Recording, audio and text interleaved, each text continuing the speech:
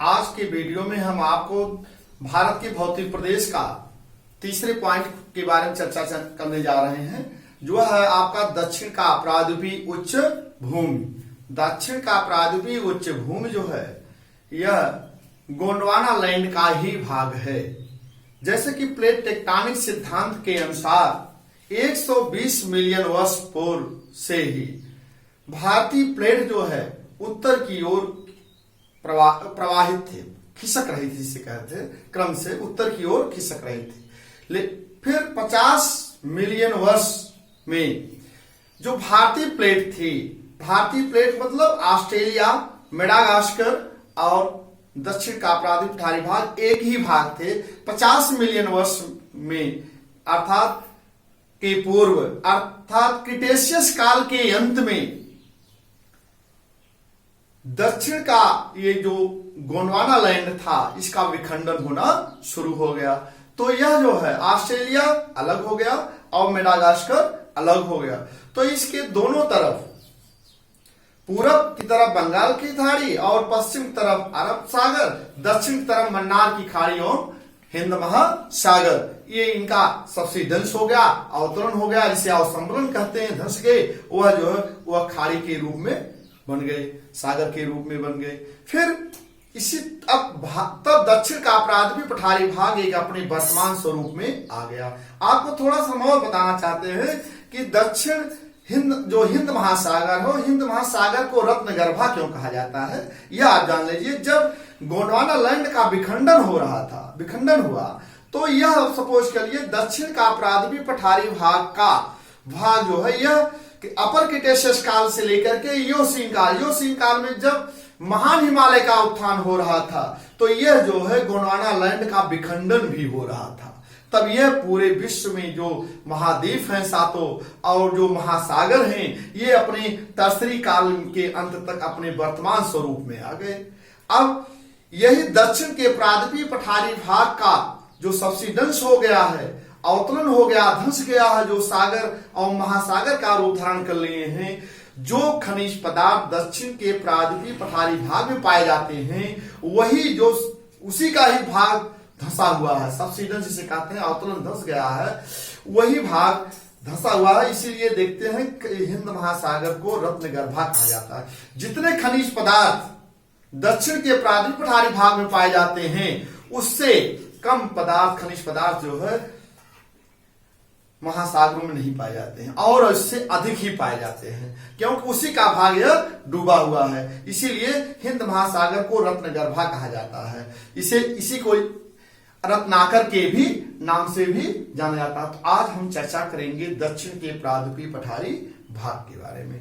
तो दक्षिण का प्रायद्वीपीय पठारी भाग जो है हम आपको मैप के माध्यम से बताने जा रहे हैं। उसको आप देखिए, पहले यह आप देखिए, पहले आप ले चल रहे हैं गुजरात।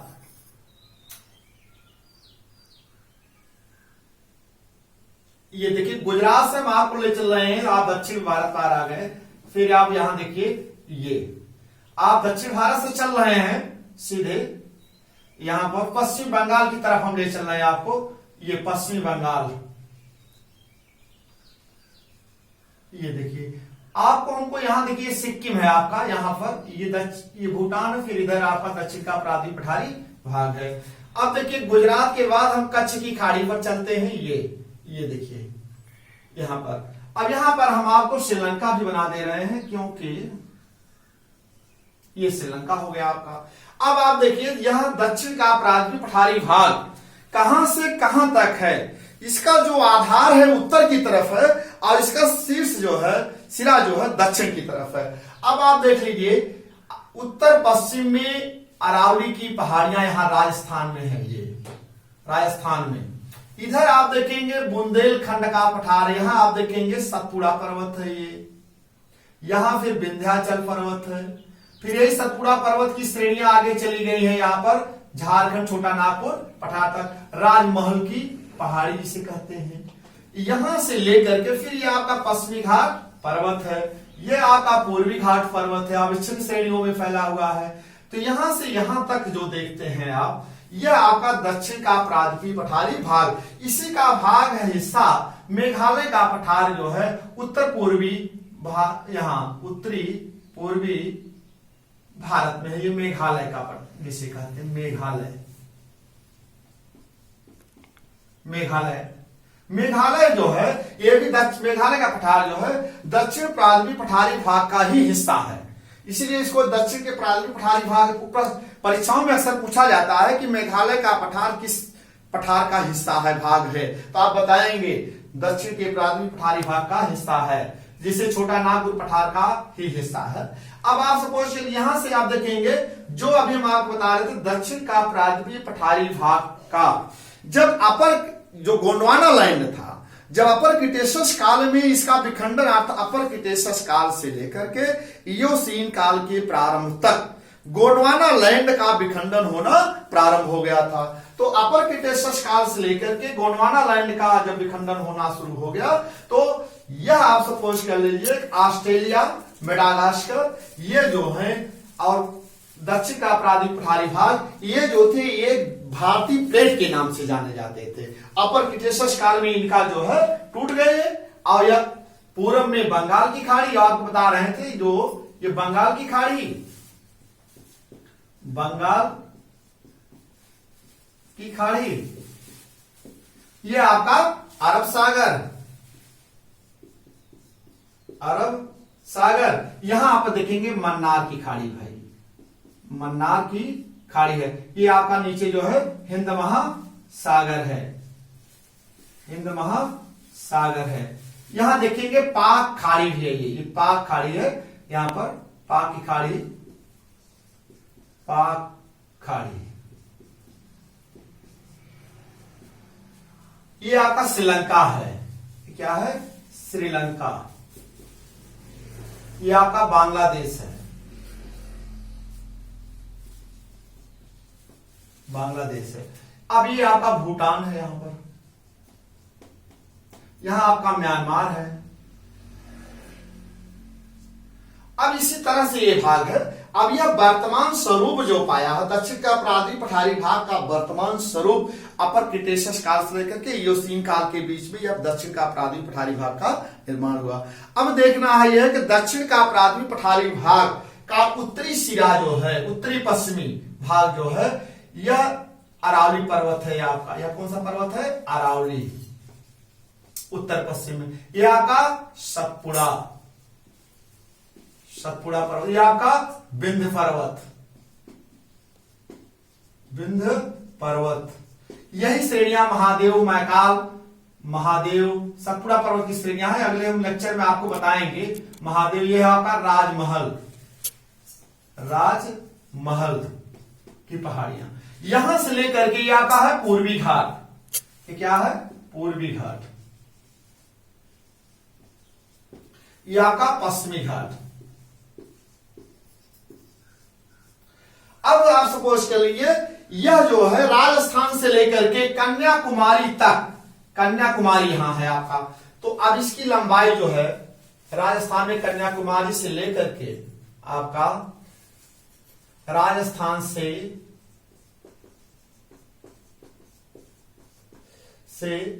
कन्याकुमारी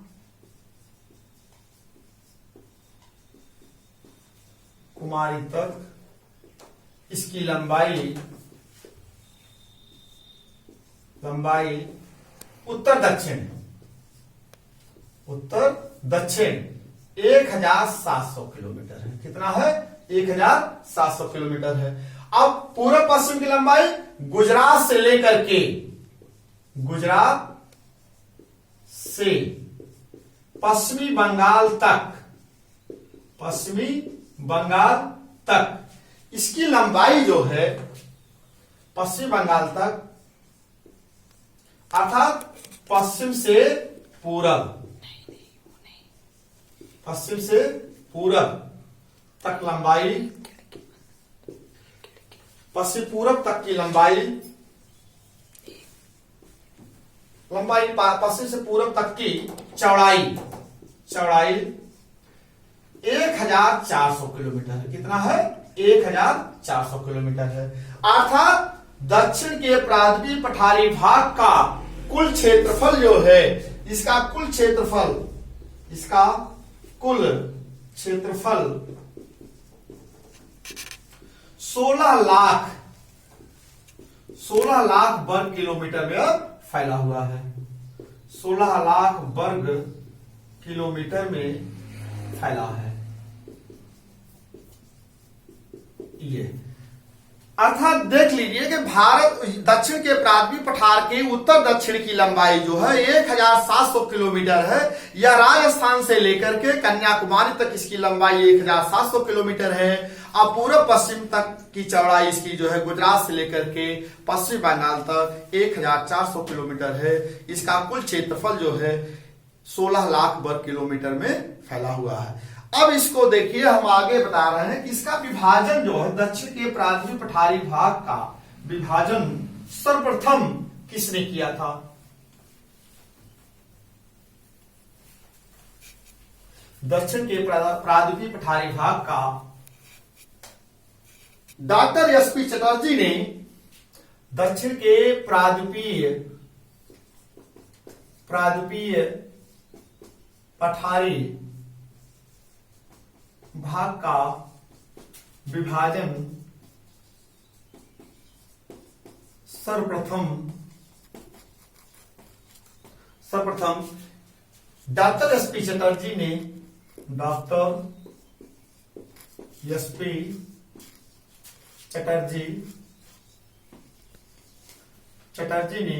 सन 1964 ईस्वी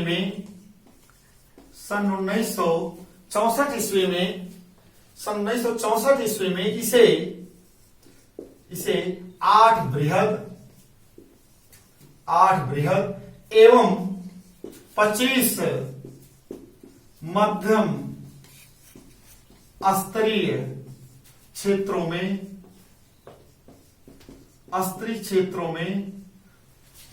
बांटा था।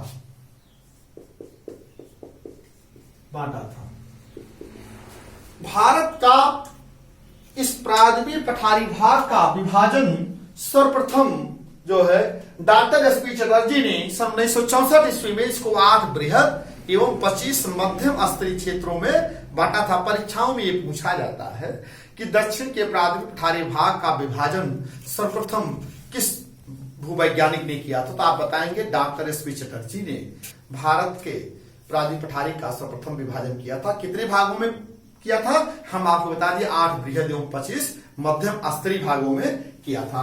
अब हम आपको बताएंगे दक्षिण के पृथ्वी पठारी भाग का विभाजन जो है इसको हम ट्रिक के माध्यम से बताने जा रहे हैं। उस ट्रिक को आप आसानी से पढ़ेंगे, अब तब जानेंगे। जैसे पृथ्वी पठारी भाग का क्षेत्रफल जो है इसको पृथ्वी पठारी भाग को कितने भागों में बांटा गया है, और यह कितने पठार भाग मतलब कितने पठारों में बांटा गया। पठारों परीक्षाओं पूछा जाता है कि भारत के पृथ्वी पठारी भाग का क्षेत्रफल जो है क्रम से बताएं या क्रम से लिखें या कुछ जो भी हो, आप क्रम से, जब आप पढ़ते ही हैं तो आप क्रम से पढ़िए भारत के पृथ्वी पठारों का क्षेत्रफल, और वही क्रम में हम ट्रिक के माध्यम से बताने जा रहे हैं। आप पढ़ेंगे भी तो आसानी से आप परीक्षा में सॉल्व भी कर लेंगे और आपको याद भी हो जाएगा।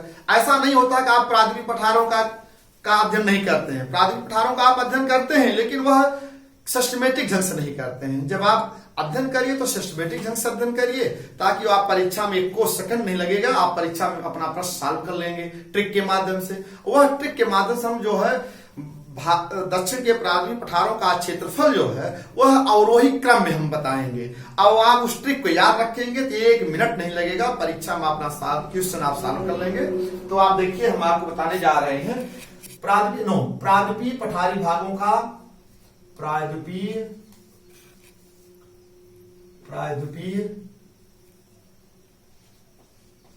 पठारों का क्षेत्रफल अवरोही क्रम में अवरोही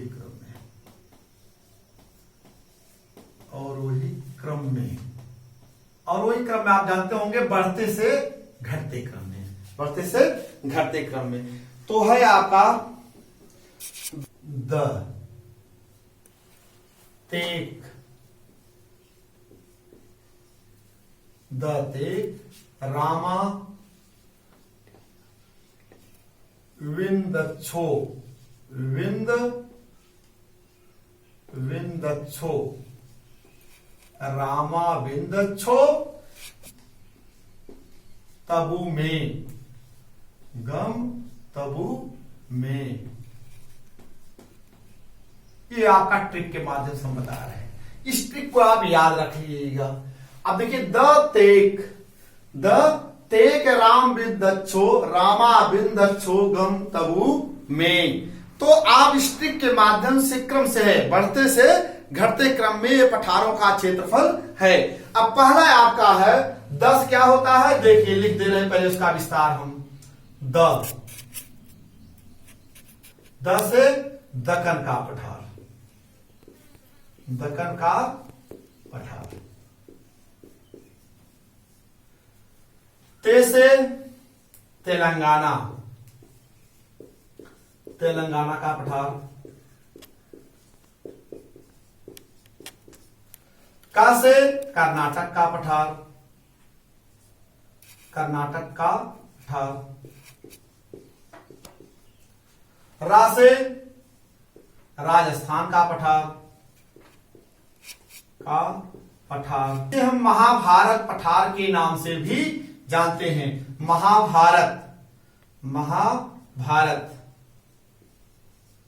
महाभारत पठार के नाम से भी जाना जाता है। इसे महाभारत पठार के नाम से भी अभिहित करते हैं। अब आपका है रामा विंदच्छो, बिंद से क्या हो जाएगा, विंध्यन उच्च भूमि, विंध्यन,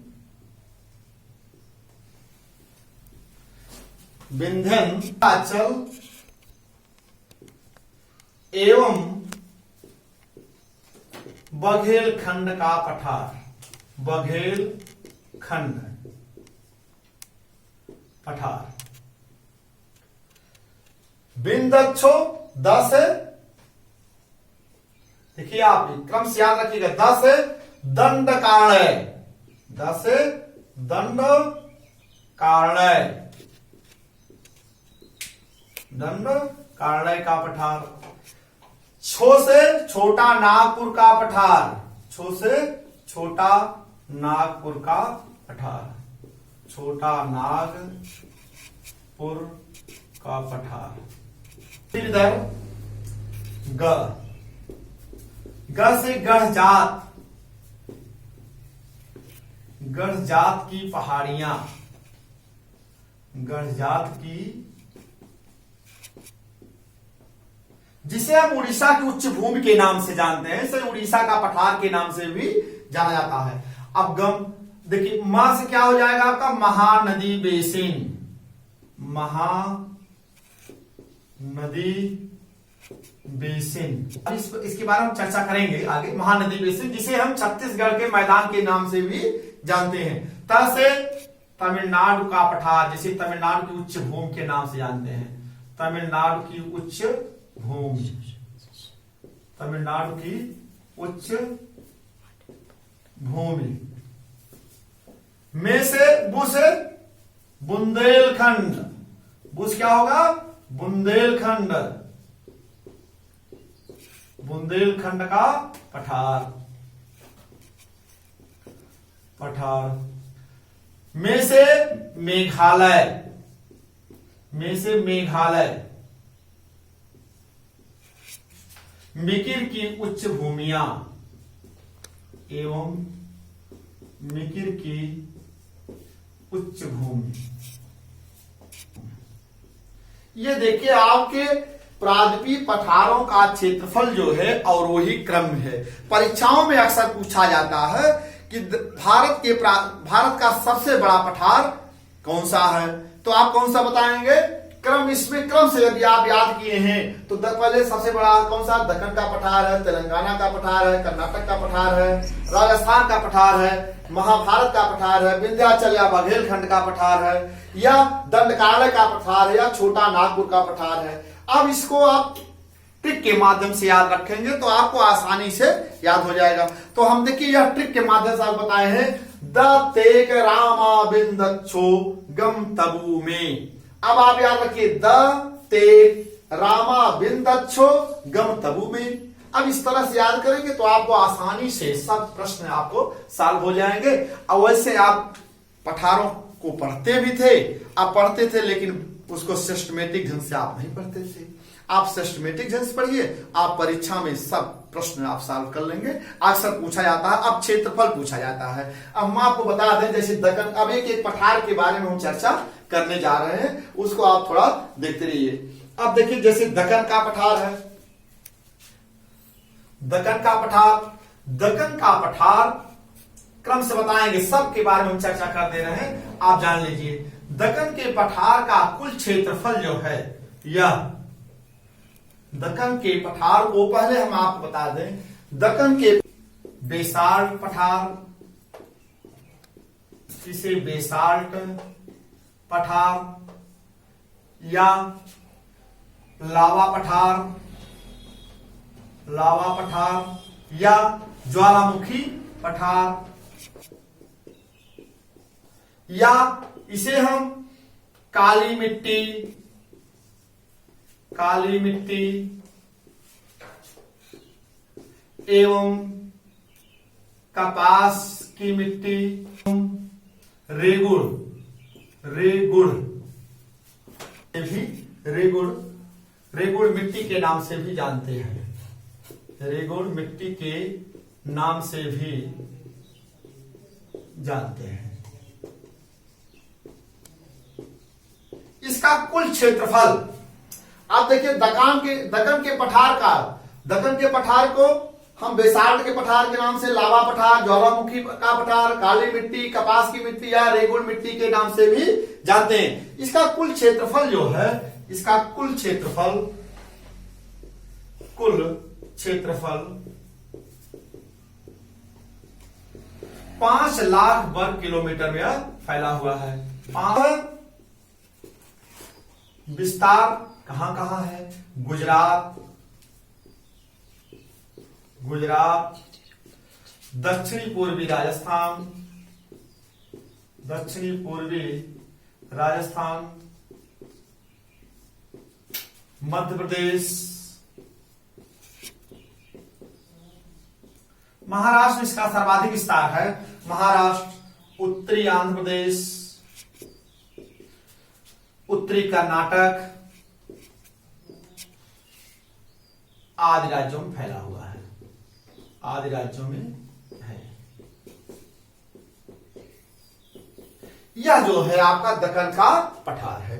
दक्कन के पठार से बहुत सारे क्वेश्चन आपसे पूछे जाते हैं कि रेगुड़ मिट्टी कहां पाई जाती है? दक्कन के पठार पर। या दक्कन के रेगुड़ मिट्टी को किस मिट्टी के नाम से जाना था? कपास की मिट्टी या काली मिट्टी के, या लावा का पठार, ज्वालामुखी का पठार, दक्कन का पठार, ये इसको तमाम क्षेत्रों के नाम से जाना जाता है। अब हम आपको बताएंगे अगला जो है तेलंगाना का पठार।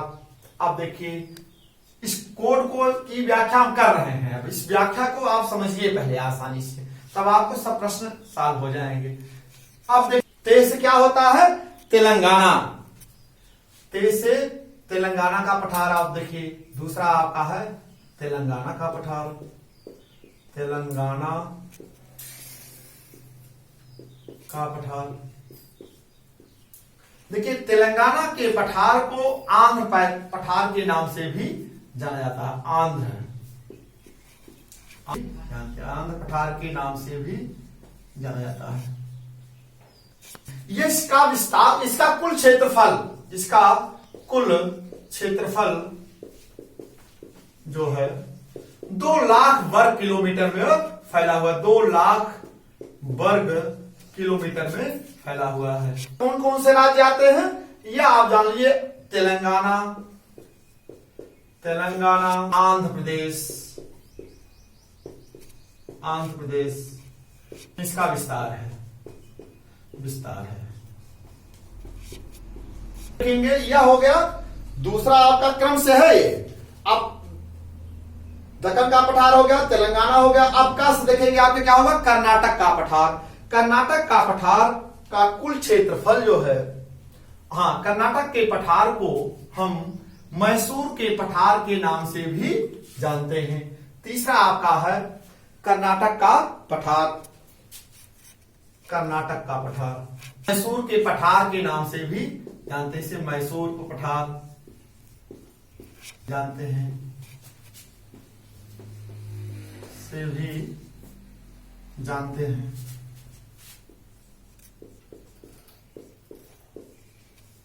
इसका कुल क्षेत्रफल जो है, इसका कुल क्षेत्रफल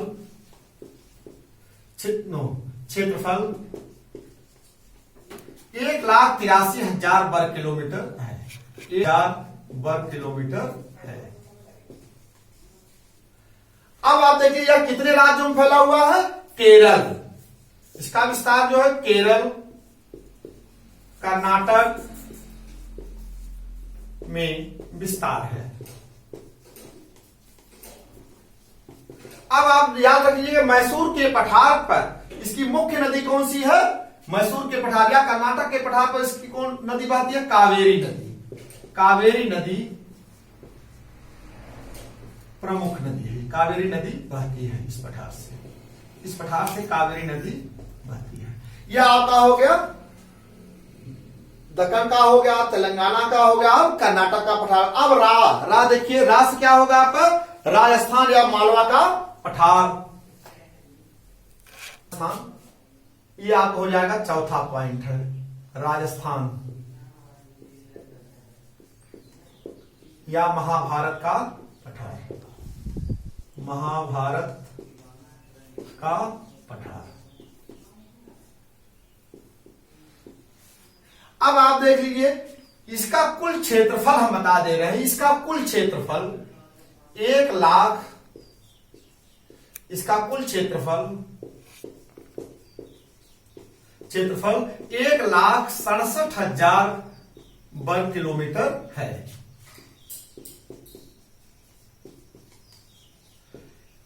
यह जो है राजस्थान, पूर्वी राजस्थान, इसका विस्तार जो है पूर्वी राजस्थान, राजस्थान, उत्तरी गुजरात, अंदर उन दो, पूर्वी गुजरात, उत्तरी पश्चिमी मध्य प्रदेश, उत्तरी पश्चिमी मध्य प्रदेश।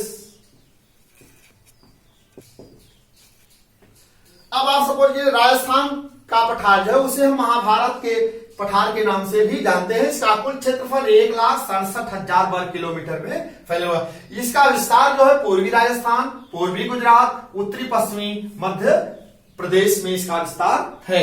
अब आपका अगला पॉइंट है मां से देखिए क्या होगा? मालवा का पठार। मां से मालवा का पठार हो गया। 1 2 3 4 5 मां, पांचवा पॉइंट है आपका मालवा का पठार। मालवा का पठार। इसका कुल क्षेत्रफल, इसका कुल क्षेत्रफल जो है 1,50,000 वर्ग किलोमीटर में फैला है। 1,50,000 वर्ग किलो। इसका पूर्ण रूप से इसका विस्तार किस राज्य में है?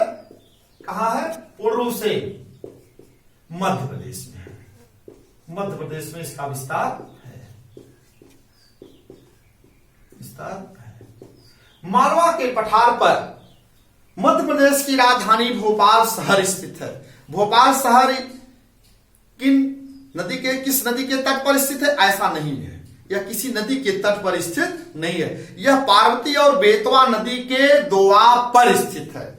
भोपाल शहर जो है, भोपाल शहर में भोपाल शहर स्थित है। नदी का भी देता, नदी के तट पर भी कई नाम, लेकिन उसमें दोआब भी शब्द दिया रहता है। भोपाल शहर पार्वती और बेतवा नदी के दोआब पर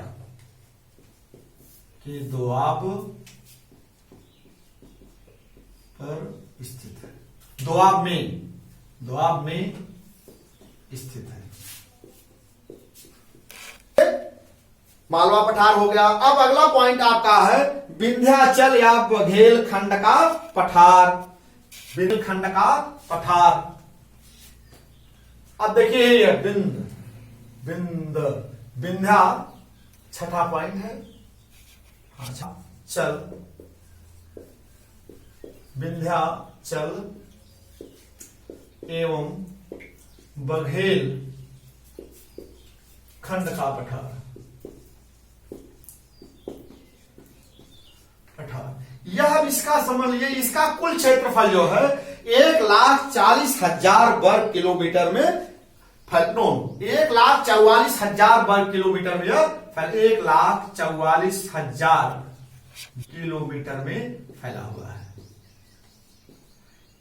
अब आप फैला है, अब देखिए इसका कुल क्षेत्रफल है, कुल क्षेत्रफल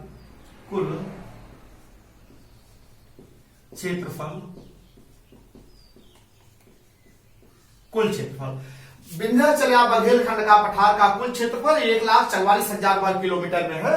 यह जो है सतपुड़ा पर्वत और विंध्याचल पर्वत का एक संक्रमण क्षेत्र है। ये दोनों वहीं मिले, इसका दोनों का विंध्याचल पर्वत और सतपुड़ा पर्वत के संक्रमण क्षेत्र जो है उसको कुल उसी को संक्रमण क्षेत्र को विंध्याचल या बघेलखंड के पठार के नाम से जाना जाता है। इसका कुल क्षेत्रफल जो है 1,44,000 वर्ग किलोमीटर में फैला हुआ। यह मध्य प्रदेश में, इसका विस्तार जो है मध्य प्रदेश में है। मध्य प्रदेश में कुछ जिले हैं, सतना है, रीवा है, इन सब जिलों में यह सतना जिला, सतना मध्य प्रदेश के सतना, रीवा आदि जिलों में इसका विस्तार है, आदि जिलों में विस्तार है। तो आप सपोज लीजिए आपका हो गया कहां पर, विंध्याचल बघेलखंड का पठार हो गया। अब आप देखेंगे अगला जो है आपका दंडकारण्य। 10 क्या होता है, दंडकारण्य प्रदेश या दंडकारण्य प्रदेश। अब देखिए जो भी पॉइंट हो, 1 2 3 4 5 6 7वां पॉइंट है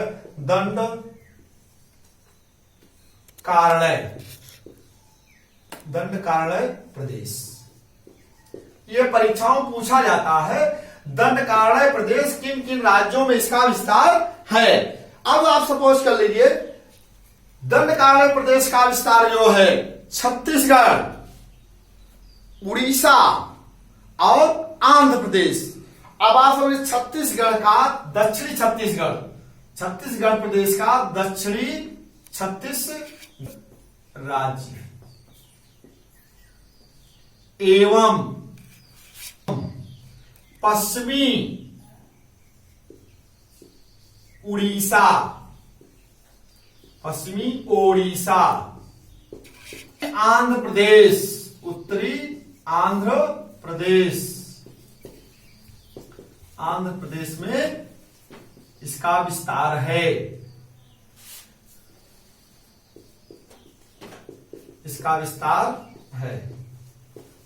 अब परीक्षा में पूछा जाता है दंडकारण्य प्रदेश किन किन राज्यों में फैला हुआ है। आप बताएंगे छत्तीसगढ़ और जो है पश्चिमी उड़ीसा और उत्तरी आंध्र प्रदेश, या छत्तीसगढ़, उड़ीसा और आंध्र प्रदेश में दंडकारण्य प्रदेश का विस्तार है। इसका कुल क्षेत्रफल जो है 89,000 वर्ग किलोमीटर है। इसका कुल क्षेत्रफल 89,000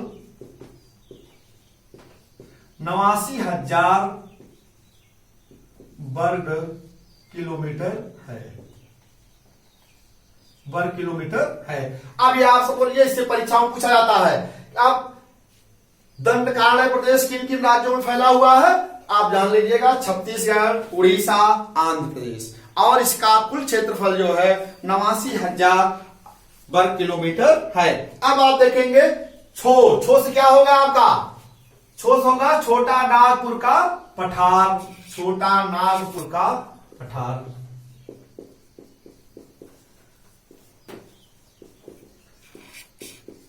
छोटा नागपुर का पठार। अब आप समझ करिए छोटा नागपुर पठार जो है पूर्ण रूप से यह कहां फैला है, झारखंड। इसका विस्तार जो है,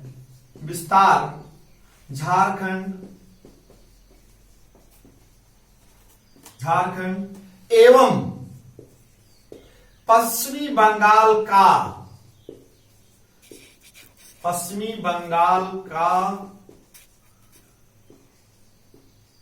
मात्र एक जिला पुरुलिया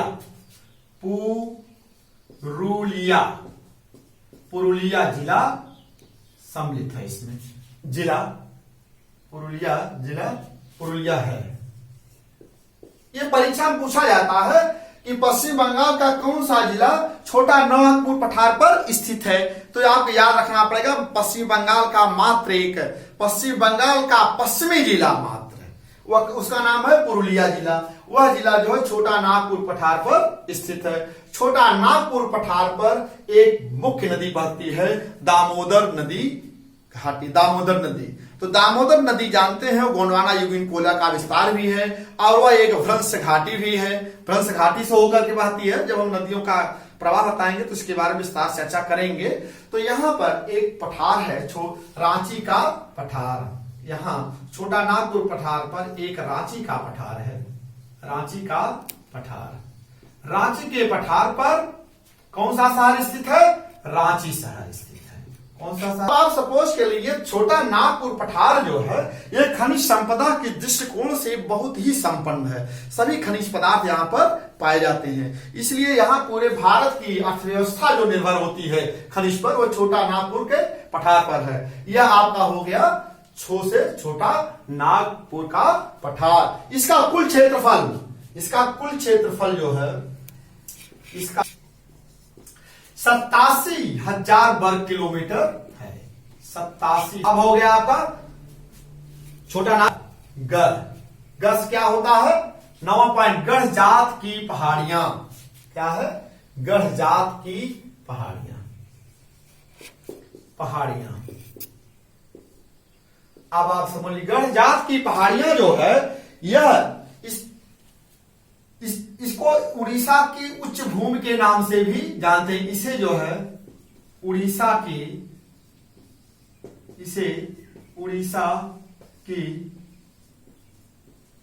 उच्च भूमि के नाम से जानते हैं।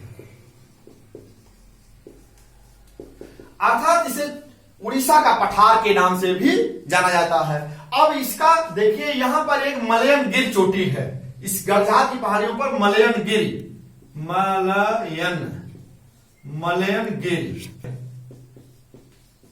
इसकी ऊंचाई जो है 1125 मीटर है। कितना है? 1125 मीटर ऊंची। तो हम पहाड़ियों का क्रम बताएंगे दक्षिण के प्रादुर पठार का, तो इसको चर्चा करेंगे। तो समझ लीजिए गढ़जात की पहाड़ियों पर को हम इसे उड़ीसा की उच्च भूमि के नाम से जानते हैं। इस पठार पर या इस पहाड़ी पर सबसे ऊंची चोटी कौन से है? मलयन गिरी चोटी है। इसका कुल क्षेत्रफल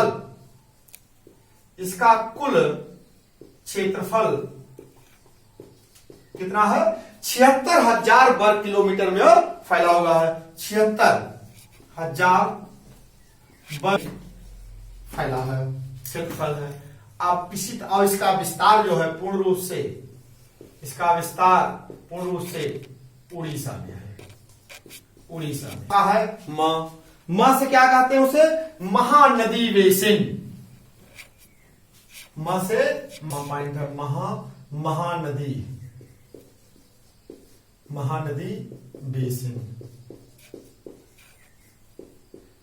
महानदी बेसिन। इस महानदी बेसिन को जो है छत्तीसगढ़ के मैदान के नाम से भी जाना जाता है। छत्तीसगढ़ मैदान के नाम से जानते हैं।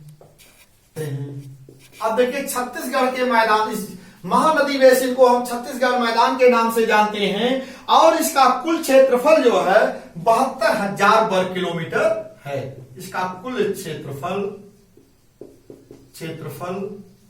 72,000 वर्ग किलोमीटर है।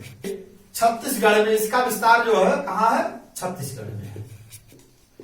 यहां पर छत्तीसगढ़ में महानदी बेसिन में आप जानते हैं भारत का जो चावल का कटोरा कहा जाता है, छत्तीसगढ़ के मैदान को भारत के चावल का कटोरा के नाम से भी जाना जाता है। जब हम कृषि उत्पादन पढ़ाएंगे तो आपको चर्चा करेंगे, लेकिन इसमें हम थोड़ा सा आपको चर्चा कर दे रहे हैं क्योंकि छत्तीसगढ़ का मैदान आ गया, तो इसको जो है महानदी बेसिन के नाम से भी जाना जाता है। अब आपका अगला पॉइंट है तमिलनाडु। अब देखिए गम हो गया ता से क्या होगा आपका तमिलनाडु। तमिलनाडु तमिलनाडु जो है ग्रामर पॉइंट का है तबू में, ता से तमिलनाडु, तमिलनाडु की उच्च भूमि, तमिलनाडु की उच्च भूमि, तमिलनाडु की उच्च भूमि, तमिलनाडु की उच्च भूमि का विस्तार जैसे तमिलनाडु का पठार के नाम से भी जानते हैं। इसे हम तमिलनाडु के पठार के नाम से भी जानते हैं, तमिलनाडु के पठार के नाम से भी जानते हैं, पठार के नाम से भी जानते हैं। अब जानिए इसका कुल क्षेत्रफल जो है, इसका कुल क्षेत्रफल, इसका कुल क्षेत्रफल 60,000 वर्ग किलोमीटर फैला है, 60,000 वर्ग किलोमीटर में है। अब आप जान लीजिए इसका विस्तार जो है पूर्ण रूप से तमिलनाडु में है, इसका विस्तार पूर्ण रूप से तमिलनाडु में है। अब हो गया। अब देखिए बू, बराबर पॉइंट क्या है, बू से तबू, ता से तमिलनाडु हो गया। अब बस बू से आपका हो जाएगा बुंदेलखंड का पठार, बुंदेलखंड का पठार। अब परीक्षा में पूछा जाता है बुंदेलखंड का पठार किन किन राज्यों में इसका विस्तार है, तो आप बताएंगे उत्तर प्रदेश और मध्य प्रदेश के राज्यों में इसका विस्तार है। अब सपोज कीजिए बुंदेलखंड के पठार का विस्तार उत्तर प्रदेश के जालौन, झांसी,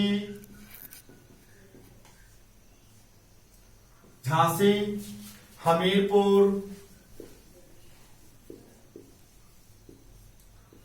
बांदा, जालौन, झांसी, हमीरपुर, बांदा, ललितपुर,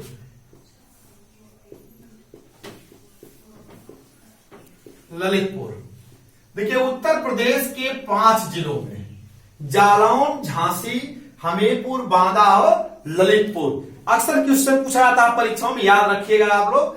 और मध्य प्रदेश के दतिया,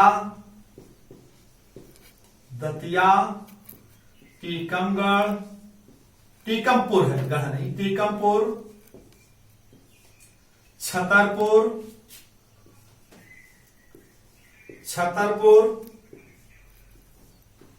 और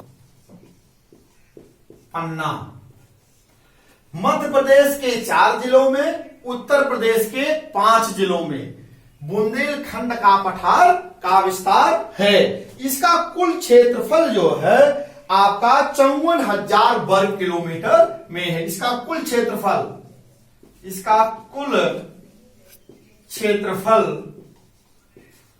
54,000 वर्ग किलोमीटर में है, 54,000 वर्ग किलोमीटर। प्रश्न अक्सर पूछा जाता है परीक्षाओं में कि बुंदेलखंड का पठार किन किन राज्यों में इसका विस्तार है। मात्र 2 राज्यों में है, उत्तर प्रदेश और मध्य प्रदेश। उत्तर प्रदेश के 5 जिलों में और मध्य प्रदेश के 4 जिलों में इसका विस्तार है। देखिए आप इस पर हम आपको लिख दिए हैं, इसको खूब ध्यान से आप पढ़ लीजिएगा। और अक्सर क्वेश्चन पूछा जाता है बुंदेलखंड, बघेलखंड, ये सब पठारों के बारे में। तो बुंदेलखंड हो गया, तब उसे तमिलनाडु हो गया, उसे बुंदेल। अब में से आप देखेंगे मेघालय एवं मिकिर की उच्च भूमि। अब आप मेघालय, ये 13वां पॉइंट है, मेघालय एवं मिकिर की उच्च भूमि। अब आप समझिए मेघालय का विस्तार जो है, मेघालय राज्य में, मेघालय का यह विस्तार जो है मेघालय राज्य में, मेघालय राज्य में है।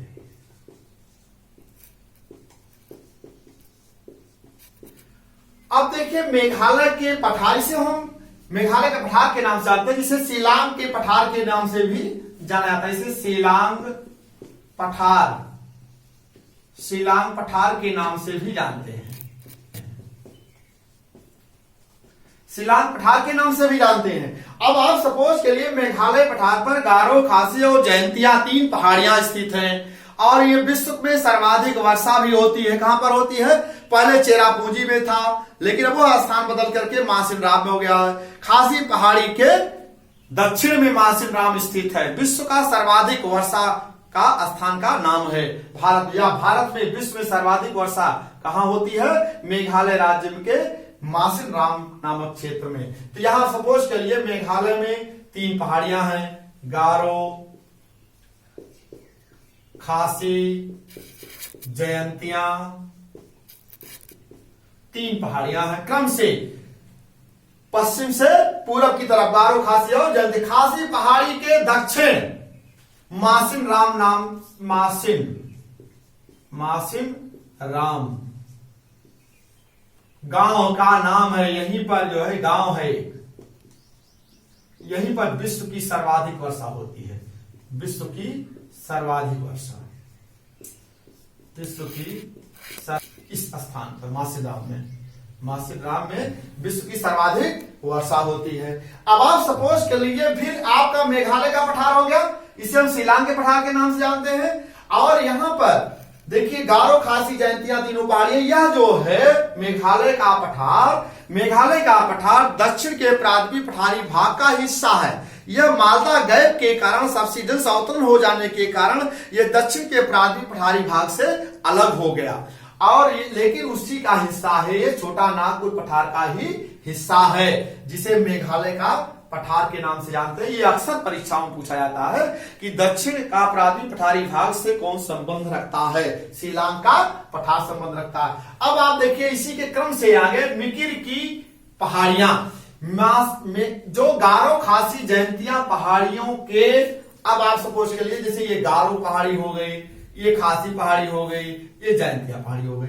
अब देखिए ये गारो है, ये जयंतिया पहाड़ी है। अब इससे विच्छिन्न, इससे कुछ दूर है, ये तो मेघालय के पठार पर स्थित है, जिसे यह क्या है? शिलांग पठार से कहते हैं। ये शिलांग पठार पर स्थित है। इससे विच्छिन्न, इससे कुछ दूर मिकिर की पहाड़ियां हैं। क्या है? मिकिर की पहाड़ियां। इसे हम क्या कहते हैं? मिकिर की पहाड़ी, मिकिर की पहाड़ी, मिकिर की पहाड़ी। मिकिर की पहाड़ी इसलिए प्रसिद्ध है, यहां पर जो है आर्य अपवाह तंत्र निर्माण होता है। यहां से नदियां जो हैं, जैसे अमरकंटक क्षेत्र से नर्मदा नदी, सोन नदी और महानदी निकलती है, उसी प्रकार से मिकिर की पहाड़ी से भी जो नदियां निकलती है वो आर्य अपवाह तंत्र का निर्माण करती है। जैसे धनश्री और जमान नदियां हैं, याद देखिए धनश्री नदी निकलती है, ये धनश्री नदी है, ये जमान नदी है, इधर से निकलती है जमान। ऐसे तमाम छोटी छोटी नदियां जो हैं इससे निकलती हैं। तो इसे जो है मिकिर की पहाड़ी से जो नदियां निकलती हैं, उसे वहां पर आर्य अपवाह तंत्र का निर्माण होता। आर्य अपवाह तंत्र का निर्माण करती है, आर्य अपवाह तंत्र का निर्माण करती है। यह जो मिकिर की पहाड़ियों से जो है, यह मेघालय की उच्च भूमि से आगे एकदम पूर्वोत्तर का भाग है। इसे मिकिर पहाड़ियों के नाम से जानते हैं। मिकिर की पहाड़ी से आर्य अपवाह तंत्र का निर्माण होता है। यहां से जो है चारों दिशाओं की तरफ नदियां निकलती हैं। तो यह आपका हो गया मेघालय, क्या नाम, मेघालय की उच्च भूमि। 1 मिनट और भूल गए हम। इसका कुल क्षेत्रफल जो है 35,251 वर्ग किलोमीटर है। इसका कुल क्षेत्रफल, इसका कुल क्षेत्रफल 35,291 वर्ग किलोमीटर है। इसका विस्तार जो है मेघालय में यही है। शिलांग का पठार, गारो, खासी, जयंतिया पहाड़ियां। मिकिर की पहाड़ी जो है, मिकिर की पहाड़ी जो है असम में मिकिर की पहाड़ी असम में स्थित है, असम में स्थित है। ये आप याद रखिएगा, पूछा जाता है अससे। तो मेघालय और मिकिर की उच्च भूमि किन राज्यों की स्थित है, तो आप बताएंगे मेघालय और असम राज्य में स्थित है। तो इस तरह से आप ये कोड के माध्यम से दक्षिण के प्रायद्वीपीय पठारी भाग का क्षेत्रफल अवरोही क्रम में याद रखिएगा। कोई भी परीक्षा आप देंगे, चाहे आईएएस, पीसीएस या टीजीटी, पीजीटी या जो भी परीक्षाएं आप छोटी मोटी देते रहते हैं, उसमें ये पूछा जाता है कि भारत का सबसे बड़ा क्षेत्रफल वाला पठार कौन सा है, या बीच से ही कोई पठार उठा लिया, क्रम से उठा लिया, तो आप इस कोड को, ट्रिक को याद रखेंगे। अब यह कोड हमारे द्वारा बनाया हुआ कोड है, ये नहीं है कहीं से और बना लिए हैं, यह क्रम से बनाए हुए हैं और इसको आप याद रखेंगे तो आसानी से परीक्षा में 1 सेकंड नहीं लगेगा, आप अपना पेपर सॉल्व कर लेंगे। तो द टेक रामा बिंदक्षो गम तबु में, इसी ट्रिक के माध्यम से आप दक्षिण के प्रायद्वीपीय पठारों का क्षेत्रफल आसानी से पढ़ सकते हैं और अपना क्वेश्चन भी सॉल्व कर सकते हैं। अगले वीडियो में हम ट्रिक के माध्यम से दक्षिण के प्रायद्वीपीय पठार की पहाड़ियों का हम चर्चा करेंगे। ठीक है, धन्यवाद।